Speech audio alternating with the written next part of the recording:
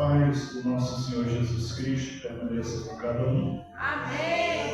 Abra a tua Bíblia na primeira carta de Pedro.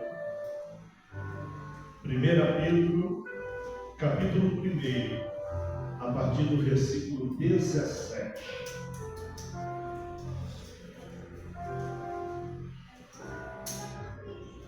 Hoje vamos meditar sobre o poder do sangue de Jesus.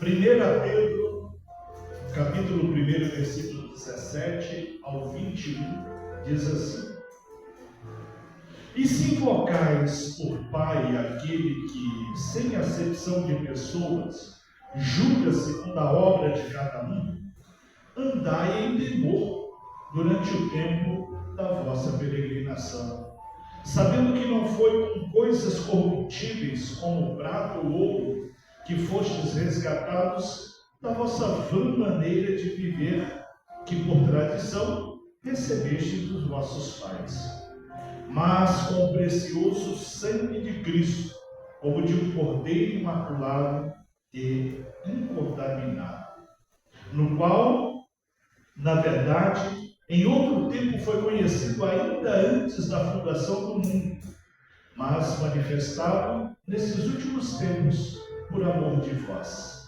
E por ele credes em Deus, que o ressuscitou dos mortos e lhe deu glória, para que a vossa fé e a esperança estivessem em Deus. Amém. Ó Deus Todo-Poderoso, louvado e engrandecido é teu santo nome. Pedimos, ó Deus, sabedoria dos céus para meditar na tua palavra. Que tu possas falar conosco aqui nessa noite, trazendo a revelação da sua vontade. Em nome de Jesus Cristo, teu Filho amado. Amém. Aleluia. Às vezes nós escutamos algumas pessoas falando assim: o sangue de Jesus tem poder. De fato tem.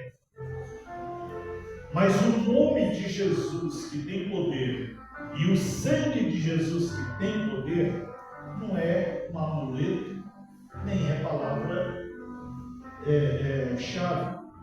É um poder vivo e eficaz. É um poder real. E aquilo que é real não pode ser conquistado por aquilo que não é legítimo. E se nós reconhecemos o poder de Jesus, para que esse poder do nome de Jesus venha agir em nós, é necessário a obediência.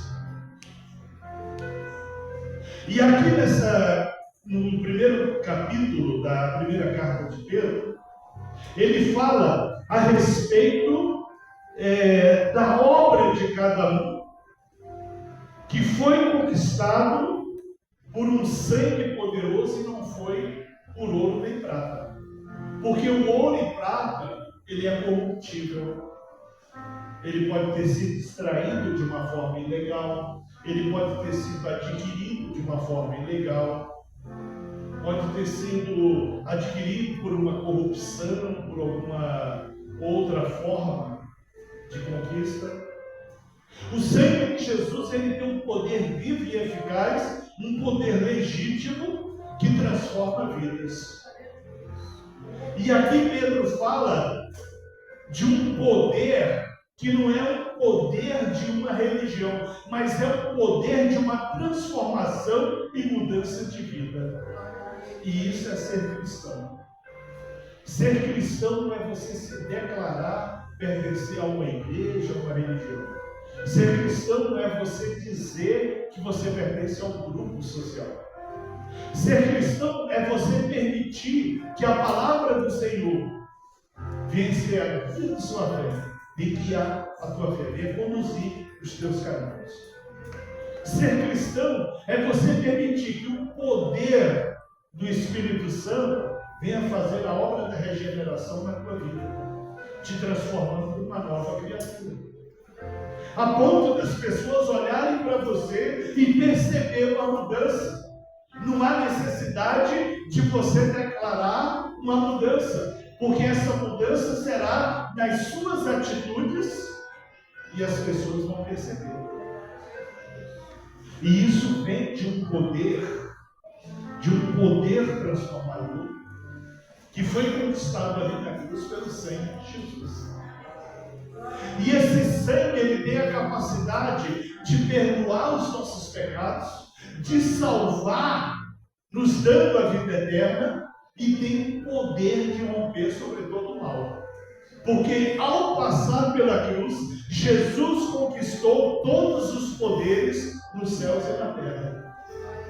E não há, nem no céu e nem na terra, qualquer poder que não esteja debaixo dos pés de Jesus. Se você pensar em anjo, arcanjo, querubim, serafim, estão abaixo do poder de Jesus. São seres poderosos, mas estão abaixo do poder de Jesus.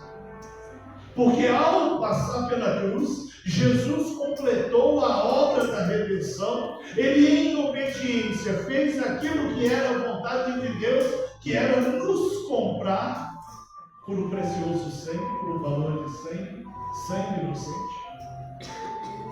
E com isso, como retribuição, o Deus Pai deu a ele todo o poder e toda a autoridade.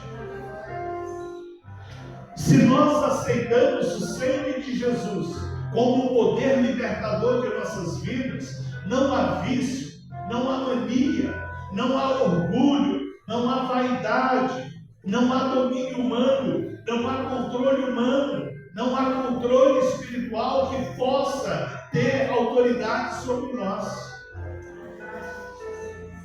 Se vivermos debaixo do sangue de Jesus, coberto pelo sangue de Jesus, não há nada que possa mudar a nossa sorte. Porque mesmo se tocar em nós, o Senhor reverterá a nossa história. Louvado seja Deus. No versículo 19, Pedro escreve assim: mas pelo precioso sangue, como o sangue de um cordeiro, sem defeito, sem mácula, o sangue de Cristo. Ou seja, uma oferta agradável que foi dada a Deus. Uma oferta perfeita que foi entregue ao Senhor. E nós não fomos comprados por aquilo que é material, não fomos comprados pelo ouro nem pela prata, mas fomos comprados pelo precioso sangue. Porque, como diz na palavra, nós vivíamos como ovelhas desgarradas que não tem pastor, que pela nossa natureza pecaminosa nós já estávamos julgados com o mundo, e o julgamento do mundo é condenação eterna, sofrimento eterno. Mas pelo sangue de Jesus nós nos tornamos filhos de Deus, filhos por adoção naquele ato da cruz. E como Paulo fala, como filhos, nós também somos herdeiros. E se somos herdeiros, as promessas de Deus hão de se cumprir na vida desses que permanecem fiéis. A promessa há de se cumprir nesses, aleluia, que creem e aceitam. Portanto, nem o nome de Jesus, nem o sangue de Jesus pode ser falado aleatoriamente. Não é uma gíria, não é uma palavra mágica, não é uma mandala. Não, é um precioso valor, é um precioso sangue que tem poderes nos céus e na terra, no mundo espiritual e no mundo físico. E não há uma pessoa que viva debaixo desse sangue, coberto por esse sangue, que não tenha a misericórdia de Deus. Aleluia. Portanto, o sangue de Jesus é mais do que uma palavra. Não é uma gíria que falamos quando achamos ideia. Não é um mantra que você repete quantas vezes você quiser. Não, é um poder vivo, é um poder eficaz, é uma autoridade. Algumas vezes em libertação, orando ali pela pessoa que estava com um espírito manifestado nela. Quantas vezes eu já ouvi da boca daquela pessoa, dominada por um espírito mau, falando: eu vou sair porque eu não suporto esse sangue, porque esse sangue é forte demais. Perdi as contas de quantas vezes eu ouvi isso nas orações por libertação. E não há principado, e não há potestade, e não há poderes que possa suportar esse sangue. Me lembro uma vez que eu orava repreendendo um espírito mau que estava manifestado numa pessoa, e aquele espírito dizia: para de falar, porque esse nome tem muito poder, esse nome tem muita autoridade. E eu continuava ali orando, clamando pelo nome de Jesus e pelo sangue de Jesus, até que aquele espírito perdeu as forças e saiu. E isso não é uma palavra mágica, isso não é usado aleatoriamente, mas isso é um poder que é conquistado. E esse poder é conquistado pela nossa obediência, pela nossa fidelidade, por aquilo que propomos ao Senhor. Aleluia. O sangue de Jesus tem um poder. E um dos poderes que esse sangue tem é para perdoar os pecados. A Bíblia fala que no dia do julgamento final será aberto a Bíblia como testemunho da palavra de Deus. E aqueles que não obedecerem à Bíblia serão julgados por ela. Se não obedeceram, serão condenados por ela. Será aberto o livro das obras para ver o que fizemos. Será aberto o livro da vida para saber se o nome está escrito lá. E será aberto também o livro que consta dos pecados. E até os pecados ocultos, até aqueles pecados do pensamento, estarão registrados lá. Só que a Bíblia fala também que aquele que crê em Jesus e aceita Jesus como Senhor e Salvador, as páginas dos pecados estarão costuradas por um fio carmesim, por um fio vermelho, que significa o sangue de Jesus. E por isso as páginas dos pecados, das transgressões, estarão encobertas por esse sangue. Porque o sangue de Jesus tem o poder de perdoar, tem o poder de encobrir. Louvado seja Deus. E não seremos envergonhados, porque o Senhor dará testemunho de nós. Mas para que o Senhor dê testemunho de nós, é necessário que nós venhamos dar a Ele razões, motivos e argumentos para que Ele possa, então, nos defender naquele dia. Na primeira carta de João, capítulo 1, versículo 7, está escrito assim: se porém andarmos na luz, como Ele está na luz, mantemos comunhão uns com os outros, e o sangue de Jesus, seu Filho, nos purifica de todo pecado. Aleluia. O sangue que tem poder para perdoar pecado, o sangue que tem poder para encobrir as iniquidades, o sangue que tem poder para eliminar toda a vida pregressa. E a palavra fala que Deus não se lembra das nossas transgressões, que o Senhor não se recorda do mal que fizemos. Portanto, se existe algo que domina, algum pecado que domina, se existe um vício, se existe uma mania, se existe um orgulho, se existe uma vaidade, se existe uma prepotência, seja lá qual for a forma de pecado, pecado da carne, pecado da alma, pecado da consciência, não importa qual seja o pecado, Se nós crermos no poder do sangue de Jesus, seremos perdoados, porque aquele sacrifício da cruz foi para isso.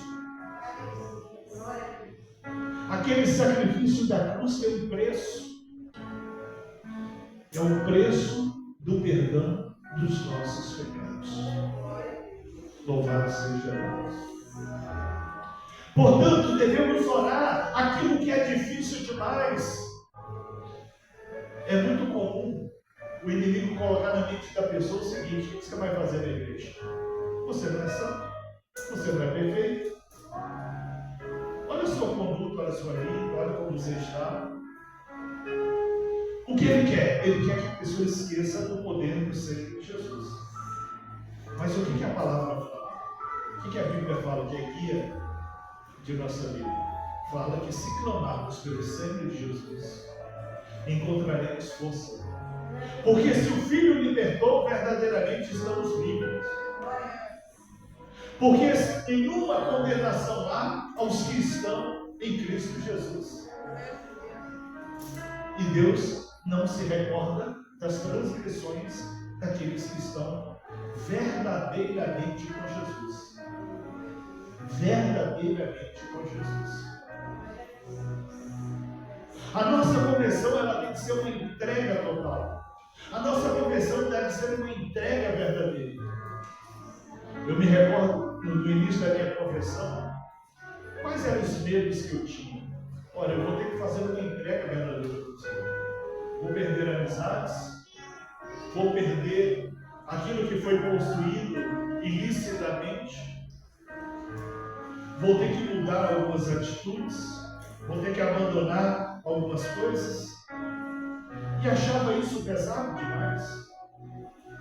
Mas Jesus falou: vem que meu jugo é leve e meu fardo é suave.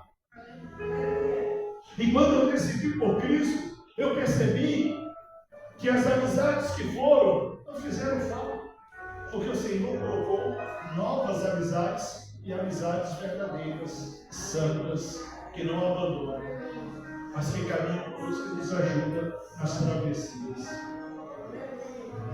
Como diz a palavra, existe amigo que é mais chegado do que irmão.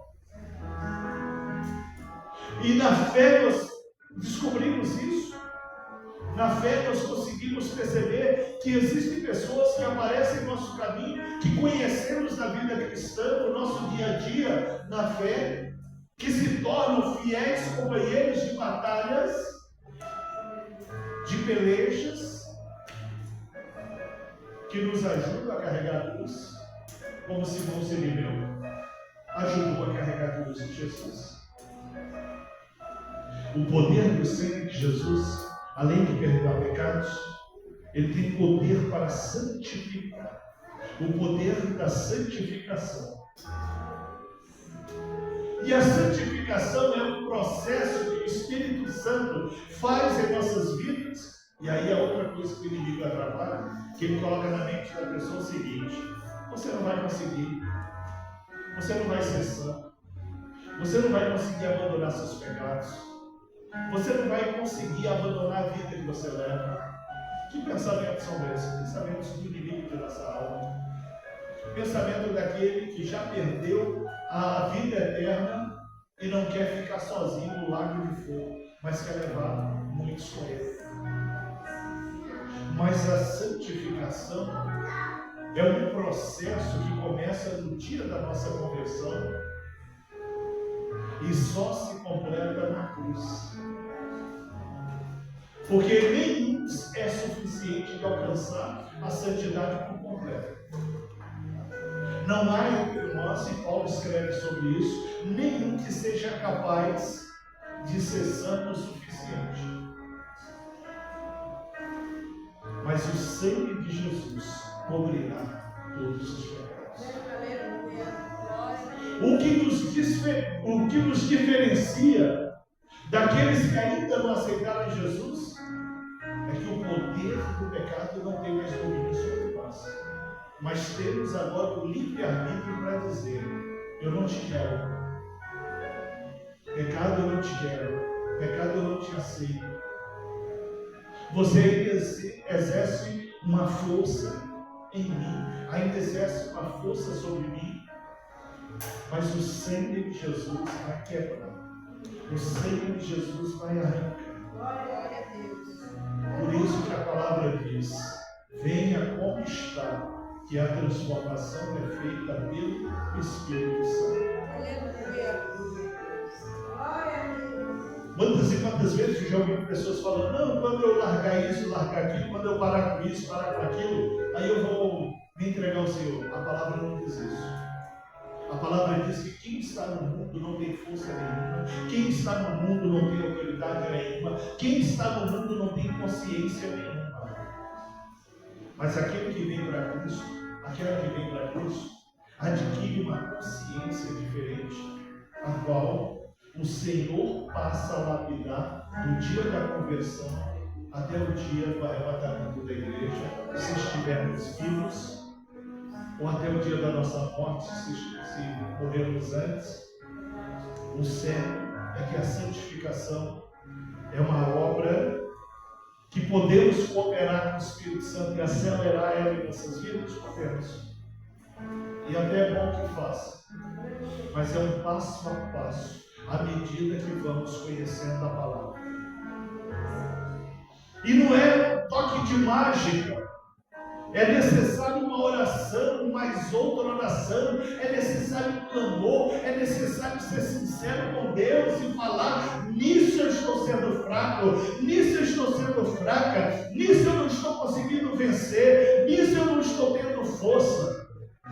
E o Senhor enviará, aleluia, o poder dos céus para ajudar essa pessoa. O que Ele espera de nós? Uma confissão verdadeira, uma entrega verdadeira e esse pedido de socorro para que Ele venha nos auxiliar. O Senhor sente prazer em nos ajudar.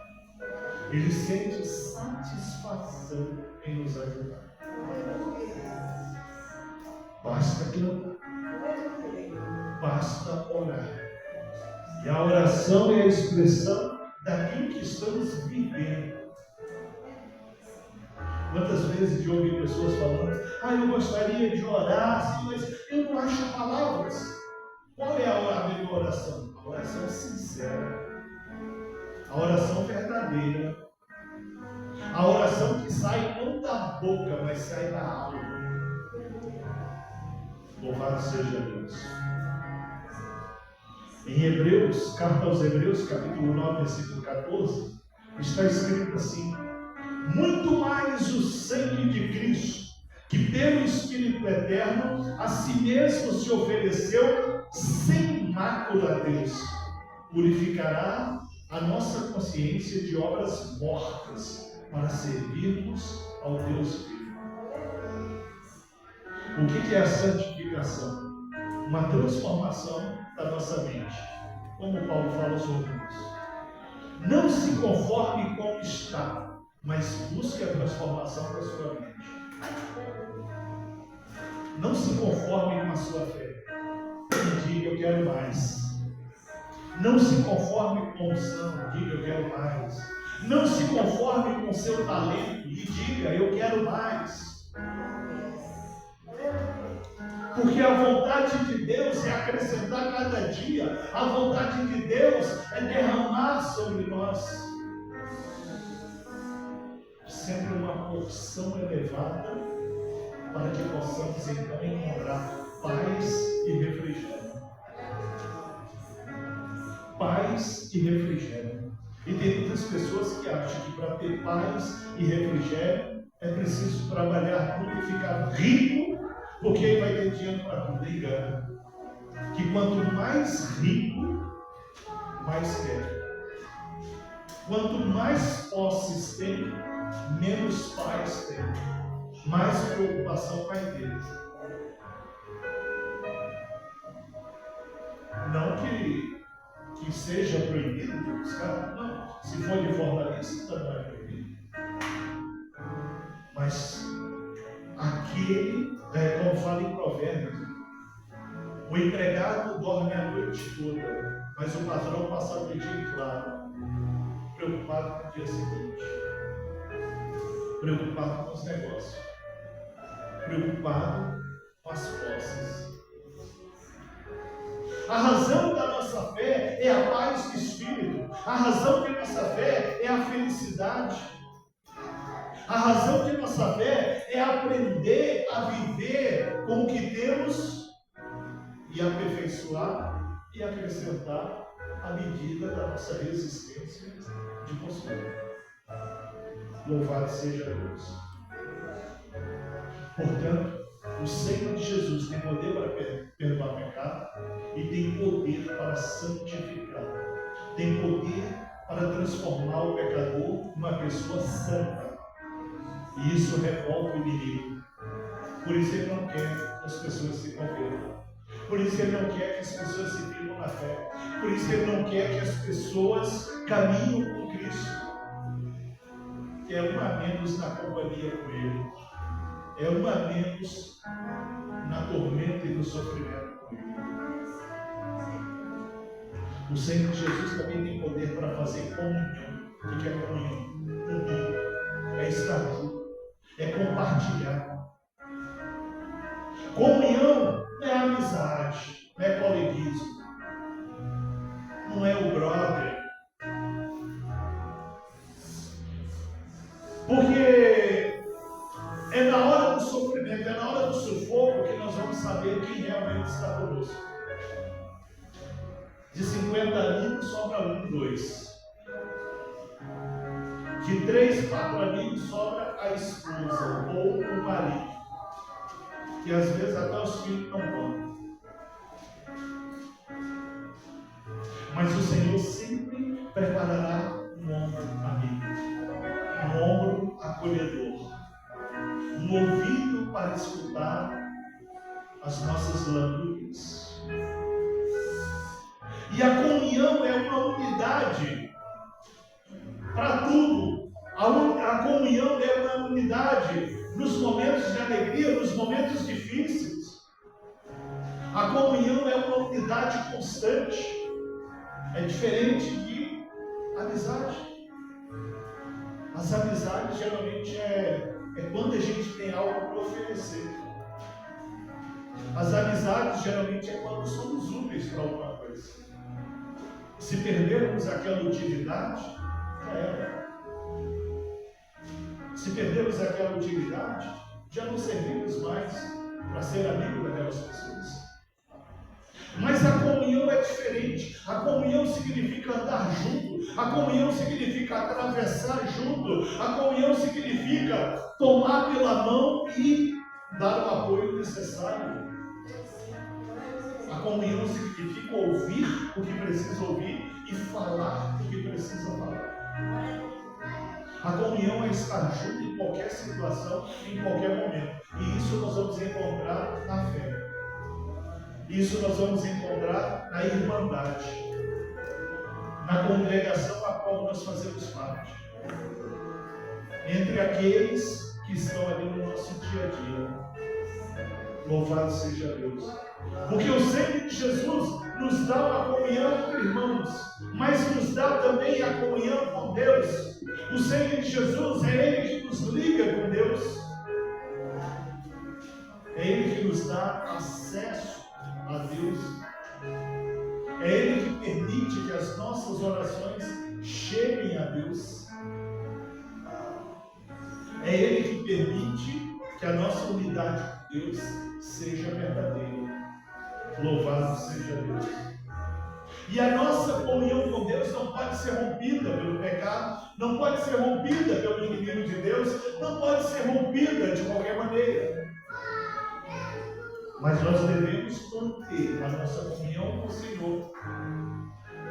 Devemos manter a nossa unidade com o Senhor através do sangue de Jesus.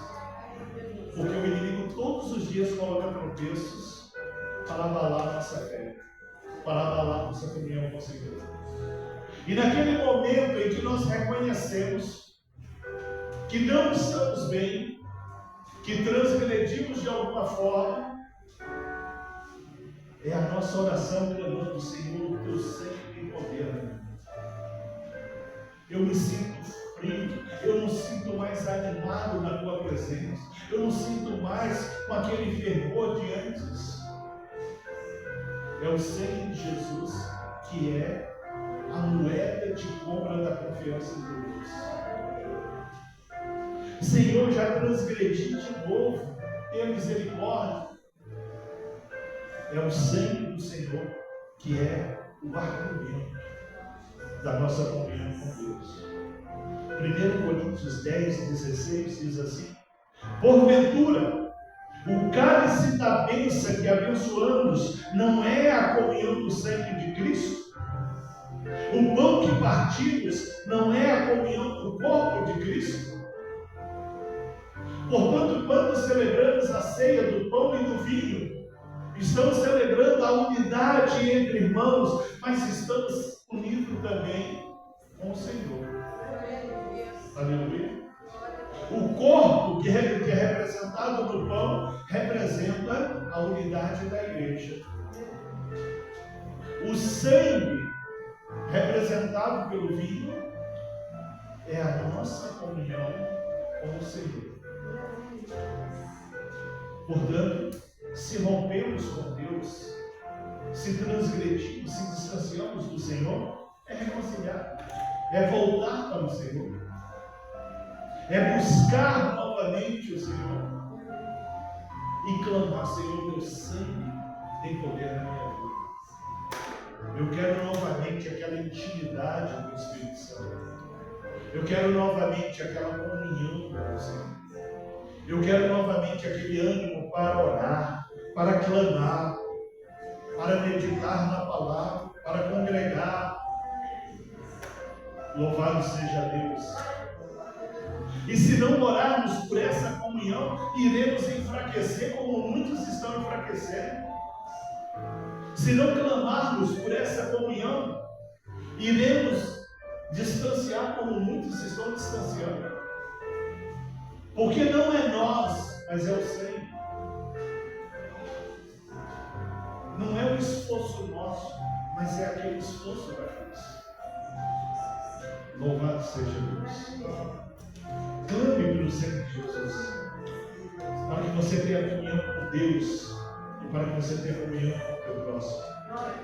Clame pelo sangue de Jesus, para que esse sangue venha ter poder na sua vida, venha mover a sua vida. Louvado seja o nome santo do Senhor. O sangue de Jesus é aquele que perdoa os nossos pecados. O sangue de Jesus é o que nos santifica. O sangue de Jesus é o que promove a nossa comunhão com Deus e com a igreja.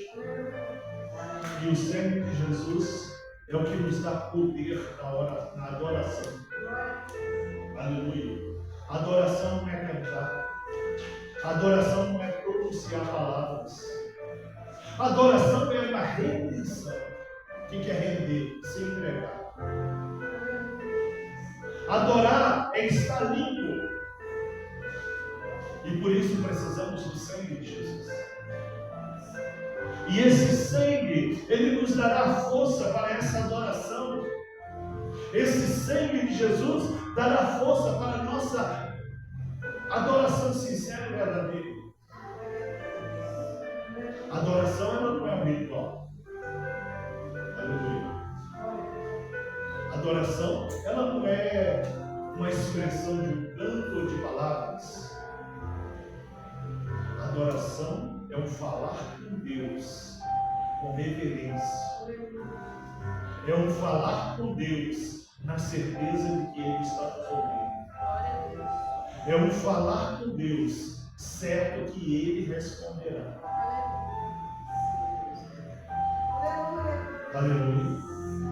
E aquele que é o adorador em espírito e em verdade, o que significa isso? Uma adoração que não sai de palavras, mas sai da alma. Uma adoração que não sai da boca para fora, mas vem de uma consciência transformada. Em reconhecer a autoridade e o poder do Senhor. Em reconhecer que o Senhor é santo, perfeito, reto. Em reconhecer que o Senhor é o Criador de todas as coisas. E como Criador de todas as coisas, louvado seja Deus, Ele é digno de se adorar e glorificar. Porque se nós existimos, é porque Deus quis. Às vezes a gente ouve alguns adolescentes falando para os pais: eu não pedi para nascer. Eu já ouvi isso várias vezes. Não só pediu, mas disputou com milhões de outros. Não só desejou, mas correu desesperadamente para ser o primeiro a chegar no núcleo do ventre da mãe. E isso é fruto da misericórdia de Deus. Aleluia. E se nós reconhecermos o Senhor em tudo em nossa vida, e principalmente que Ele nos escolheu entre milhares e milhares para nascer, para ser uma pessoa, e se Ele cuida do nosso respirar todos os dias, e se Ele cuida da nossa vida todos os dias, é porque Ele tem um amor, uma misericórdia e uma vontade muito grande de nos salvar. É porque Ele tem um amor e uma misericórdia muito grande, capaz de esquecer do que somos e do que fazemos e receber o nosso clamor e a nossa adoração. Carta aos Hebreus, capítulo 10, versículos 19 e 20, está escrito assim: tendo, pois, irmãos, intrepidez para entrar no Santo dos Santos pelo sangue de Jesus, pelo novo e vivo caminho que Ele consagrou pelo véu, isto é, pela sua carne. Aleluia. Havia um véu que separava o lugar santo do lugar santo dos santos. E ninguém podia atravessar o véu se não fosse o sumo sacerdote e depois de passar por um ritual de purificação. Ali estava o acesso a Deus. Quando Cristo morreu naquela cruz, quando o corpo dele se rasgou ali naquela cruz, o véu do templo também se rasgou. O véu também se partiu. E já não existe mais barreiras entre nós e Deus. E já não existe mais a necessidade de um sumo sacerdote, porque Cristo se fez sumo sacerdote por nós. E já não há condenação, porque estamos purificados pelo sangue de Jesus. Assim, se estamos consagrados pelo sangue de Jesus e pela carne que partiu ali naquela cruz, a nossa adoração chegará à presença do Senhor. Se crermos no poder do corpo e do sangue de Jesus, a nossa adoração chegará ao Senhor. A nossa adoração será verdadeira. A nossa adoração será sincera. A nossa adoração alcançará a misericórdia de Deus. Conversão é entrega. Conversão é um desejo que nasce dentro de nós. E todos os dias nós temos que orar e dizer: Senhor, não apague essa chama dentro de nós. Aleluia. No início do culto foi lido o Salmo 139. Um salmo que fala da onisciência, da onipotência, aleluia, e da onipresença de Deus. E ele fala da nossa miséria humana, da nossa incapacidade de fugir de Deus.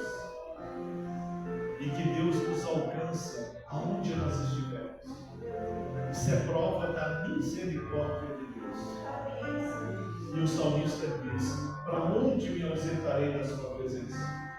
Para onde fugirei de ti? Se estou na aurora, tu estás. Se faço a cama no mais profundo abismo, ainda lá a tua mão me sustenta.